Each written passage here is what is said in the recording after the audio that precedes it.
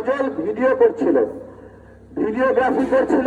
সে একটা ইউটিউব চ্যানেলে চাকরি করে। সেই সজলকে ভিড়ের মধ্যে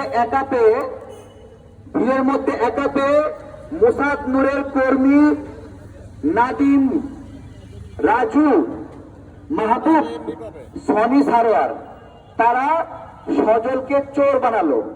বলছে সজল পকেট মার করছে। সাংবাদিক ভাইরা আছেন না, আপনাদের মতোই সেই ইউটিউবিং করে, ব্লগিং করে। তাকে ওইখানে পকেট মার বানায় মদ তৈরি করলো এবং বেধড়ক লাঠি, মুখে ঘুষি পড়ে গেল। পড়ে যাওয়ার পরেও সেখানে বেধড়ক মারছে মোসাদ নূরের অনুসারীরা। মারছে তো মারছেই। আমি ভাবলাম যে এভাবে কাকে মারে। আমি তো কাউকেই মারার বিষয়ে সম্মতি দিতে পারি না বা মারতে দিতে পারি না। আমি জানি না যে আমাদের সংগঠনের সজলকেই মারছে। আমি দৌড়ে গেছি, সজলকে বাঁচানোর জন্য যাইনি, দৌড়ে গিয়ে দেখতে গেছি। দেখতে গিয়ে দেখি যে সানি সরোয়ার সজলের চুল ধরে টানতেছে। তারপরে তাকে আমি আগলায় ধরলাম। বিষয়টা সেইটা না। আমি মোসাদ নূরের কর্মীদের উদ্দেশ্য নিয়ে বলতেছি, একটা ভিড়ের মতো একটা ছেলেকে পকেট মার বানালো, তারপরে তাকে গণধোলাই দিচ্ছে। এইরকম অনেক গণধোলায় অনেক মানুষ মারা গেছে কিনা বলেন, মারা গেছে কিনা?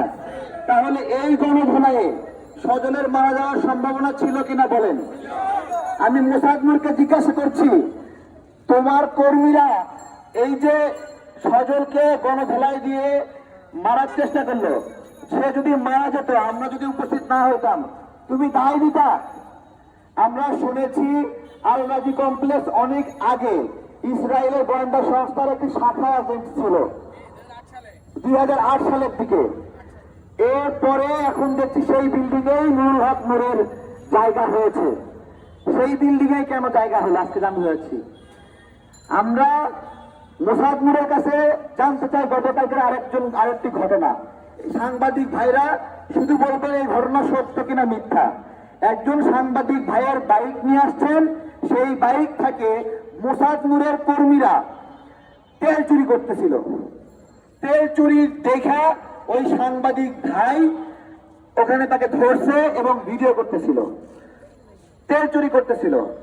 এরপরে সাংবাদিক ভাই তাকে জেরা শুরু করছে। এই জেরা করার মাঝখানে মোসাদ নূরের কর্মীরা ওই সাংবাদিক ভাইকে ঘিরে ধরে এবং বেধড়ক মারে এবং তার মাথা রক্তাক্ত করে ফেলে। আমি সাংবাদিক ভাইদেরকে বলবো, আমি সত্য বলছি না মিথ্যা বলছি, ক্যামেরা পেছন থেকে আপনারা বলবেন। আপনারা কি এই ঘটনা জানেন? মাথা ঝোঁকালে হবে, শুধু মাথা ঝোঁকালে হবে? আপনাদের একজন ভাইকে মারলো কেন? নূরের কর্মীরা তেল চুরি করতেছিল বাইক থেকে, মানে ওরা বাইক থেকে তেল বার করে নিচ্ছে বোতলে করে। এখন ওদের চুরির ইয়ে করাতে তারা মারপিট করলো। এই পল্টন এলাকায় এসব সন্ত্রাসী কার্যক্রম শুরু করছে। তার কয়েকদিন আগে এখানে একজন